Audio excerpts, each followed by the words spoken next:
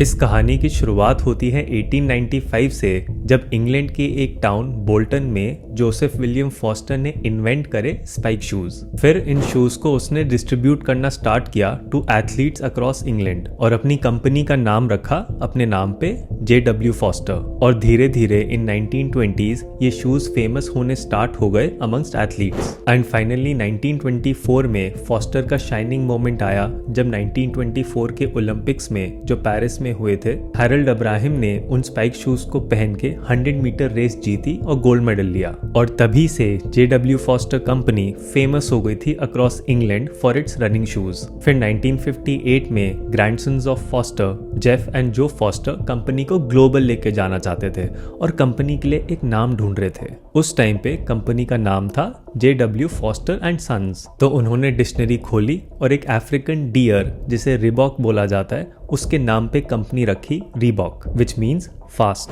अब कंपनी को ग्लोबल करना था तो 1968 में स्टार्ट किया गया अमेरिका से, बट अमेरिका में उन्हें रीबॉक के लिए कोई डिस्ट्रीब्यूटर नहीं मिल रहा था, बिकॉज जब लोगों को पता चलता था कि ये एक यूके कंपनी है तो कोई उनका सामान अमेरिका में नहीं बेचना चाहता था। पर 11 साल बाद इन 1979 फाइनली उन्हें सक्सेस मिला, जब national sporting goods of America के शो पे रीबॉक शूज पे नजर पड़ी पॉल फायरमैन की। फायरमैन को रीबॉक के शूज बहुत ही इंटरेस्टिंग लगे and agreed to become a distributor. और उसी टाइम रीबॉक का जो यूएस डिवीजन था उसका नाम उसने रखा रीबॉक USA लिमिटेड। अब कुछ ऐसा होने वाला था जो ना ही कभी फॉस्टर ब्रदर्स और ना ही फायरमैन ने कभी सोचा था, जो रीबॉक की हिस्ट्री का सबसे मेजर टर्निंग पॉइंट होने वाला था।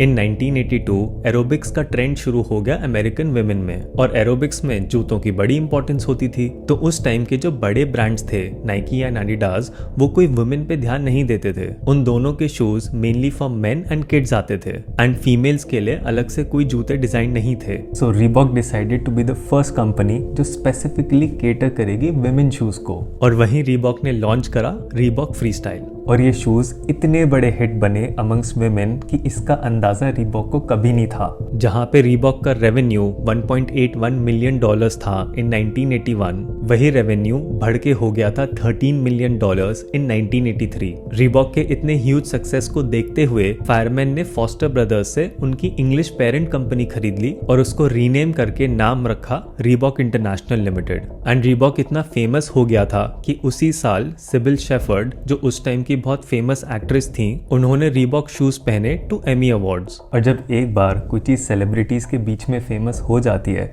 तो उसे पब्लिक के बीच में आने में कितना टाइम लगता है। और देखते ही देखते रीबॉक की सेल्स नाइकी से भी ज्यादा हो गई to become world's largest sports shoes manufacturer. 1985 से 1988 ये एक गोल्डन पीरियड था फॉर रीबॉक। फिर 1996 में बारी आई इंडिया की। लिबरलाइजेशन के बाद foreign companies were allowed to invest in Indian market और रीबॉक बना first foreign entrant in shoes market. India में रीबॉक का मेन कॉम्पिटिटर था बाटा, जो सिर्फ essential wear like office wear and chappals बनाता था, और उसका फोकस भी अगेन सिर्फ मेन एंड किड्स पे था। यही देखते हुए रीबॉक ने लॉन्च करे trendy sports wear and shoes specifically for women, और फटाफट से मार्केट लीडर बना by capturing 51% मार्केट शेयर। जहां नाइकी ने स्पॉन्सर करा इंडियन क्रिकेट टीम को, वहीं रीबॉक स्पॉन्सर करता था फेमस क्रिकेटर्स के बैट्स को अपने ब्रांड का स्टिकर लगा के। ये एक बहुत ही सिंपल येट इफेक्टिव स्ट्रैटेजी थी नाइकी को रोकने के लिए from dominating Indian sports market, और 2004 तक ये सिलसिला चलता रहा।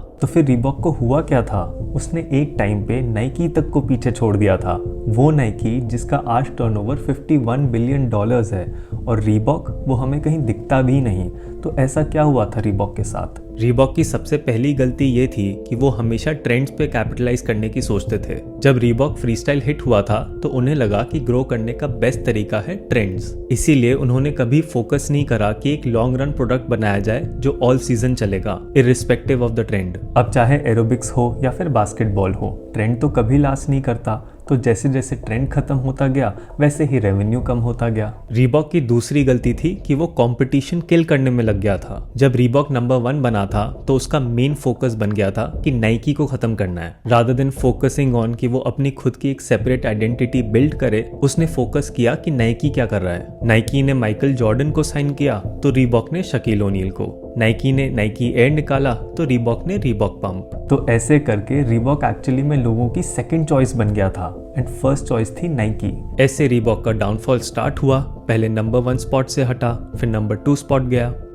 तीसरी गलती रीबॉक ने करी, इनकंसिस्टेंसी। जैसे रीबॉक जब कोई प्रीमियम रनिंग शूज लॉन्च करता था तो नेक्स्ट ईयर ही उसका डिजाइन चेंज कर देता था। जिनको शुरू में शूज पसंद आए, जब वो नेक्स्ट ईयर उन्हें रीपर्चेज करने जाते थे तो तब तक प्रोडक्ट का डिजाइन ही बदल चुका होता था, तब वही शूज उन्हें अनकंफर्टेबल लगते थे। तो कॉन्स्टेंटली प्रोडक्ट का डिजाइन चेंज करने की वजह से कस्टमर सेटिस्फैक्शन खत्म हो रहा था। प्लस रीबॉक ने अपना लोगो कम से कम 10 बार चेंज किया था, तो इससे लोग कंफ्यूज हो जाते थे कि रियल रीबॉक कौन सा है। चौथी गलती जो रीबॉक ने करी वाज बैड मार्केटिंग चॉइसेस। पहले तो जो डील उन्हें शकील ओनील के साथ करी थी वो इतनी अच्छी नहीं गई जितनी नाइकी की माइकल जॉर्डन के साथ गई थी। फिर रीबॉक ने अपने शूज डिस्ट्रीब्यूट करे थे म्यूजिशियंस को, जैसे जेजी, 50 सेंट्स, कान्ये वेस्ट, बट इससे कोई बड़ा इम्पैक्ट नहीं पड़ा। वहीं एडिडास ने कॉन्ट्रैक्ट किया रन डीएमसी के साथ, जो कि एक बहुत बड़ा हिट बना एंड लेटर ऑन डीएमसी ने एक गाना भी बनाया माय एडिडास, जो अगेन बहुत बड़ा हिट हुआ। और पांचवी गलती रीबॉक की थी मिसकैलकुलेशन।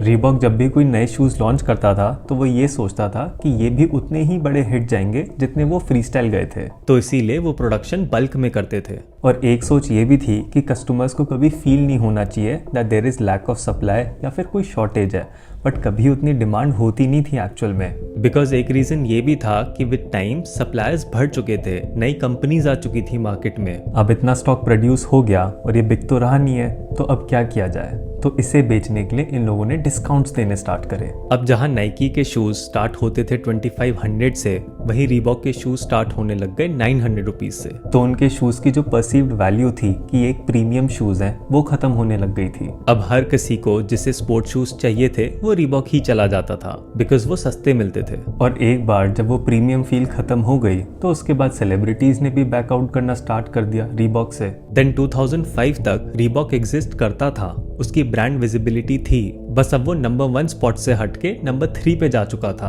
पर अब एक ऐसा डिसीजन लिया जाने वाला था जो रीबॉक को किस हद तक खत्म कर देगा, ये कोई उस टाइम सोच भी नहीं सकता था। पॉल फायरमैन, जिनको पूरा क्रेडिट दिया जाता है फॉर सक्सेस ऑफ रीबॉक, उन्हें ब्लेम भी किया जाता है रीबॉक के एंड के लिए। एंड काफी माना जाता था कि वो at times impatient and unreasonable होते थे। पॉल फायरमैन को तलाश थी एक सक्सेसर की जो उनके बाद आगे रीबॉक को संभाले और उसे ग्रो करे, बट काफी साल ढूंढने के बाद उन्हें कोई सूटेबल पर्सन नहीं मिला और नाइकी को खत्म करने के क्वेस्ट में उन्होंने डिसाइड करा कि वो रीबॉक सेल करेंगे टू एडिडास। और 2005 में Adidas bought Reebok for $3.8 billion और इनके कॉन्ट्रैक्ट में क्लियरली मेंशन था कि Reebok as a separate brand operate करेगा।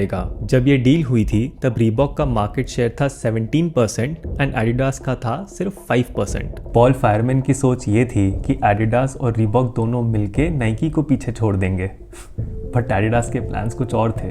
सबसे पहले एडिडास ने रीबॉक से उसकी जो मेजर इंटरनेशनल लीग स्पॉन्सरशिप्स थी वो ली, जैसे NBA एंड NFL दिया गया किसी और को। इससे रीबॉक की ब्रांड विजिबिलिटी कम होने लग गई। देन जो स्पोर्ट्स सेगमेंट में रीबॉक का शेयर था वो सारा एडिडास ने कैप्चर कर लिया अपने नाम से एंड रीबॉक को पुश कर दिया इनटू फिजिकल फिटनेस, जहाँ पे नाइकी की ऑलरेडी बहुत स्ट्रॉन्ग प्रेजेंस थी, तो वहाँ रीबॉक का कम्पीट करने का कोई चांस ही नहीं था। रीबॉक खत्म होता गया और एडिडास बढ़ता गया। और जब एडिडास का फाइनेंशियल इंटरेस्ट खत्म हो गया था रीबॉक को अपने पास रख के, देन ऑन 12 अगस्त 2021 उसे बेच दिया आगे ऑथेंटिक ब्रांड्स ग्रुप को फॉर $2.5 बिलियन। और ऐसे धीरे धीरे करके आज की डेट में रीबॉक का नाम कहीं नहीं दिखता और बड़े प्लेयर्स में सिर्फ नाइकी एंड एडिडास हैं। तो अब सवाल ये है कि क्या रीबॉक पूरा खत्म हो चुका है? टेक्निकली नहीं, and in fact they are planning a comeback. अभी रिसेंटली ही रीबॉक ने अनाउंस करा है कि रीबॉक बास्केटबॉल डिवीजन का प्रेसिडेंट होगा शकील ओनील। एंड कमाल की बात है कि Shaquille O'Neal is the second largest individual share holder of ABG, जिन्होंने बेसिकली रीबॉक खरीदा है। बाकी तो वक्त ही बताएगा कि क्या होता है रीबॉक के साथ एंड क्या हमें कभी वैसे ही देखने को मिलेगा जैसे बचपन में दिखता था। आई होप आपको इस वीडियो के थ्रू रीबॉक की पूरी जर्नी समझ आई हो एंड आपकी क्या फॉन्ड मेमोरीज हैं रीबॉक को लेकर। Was it ever your favourite brand? मुझे कमेंट्स में ज़रूर बताना। बाकी मैं मिलता हूँ आपको नेक्स्ट वीडियो में एक नए टॉपिक के साथ। Till then, you take care, have a nice day.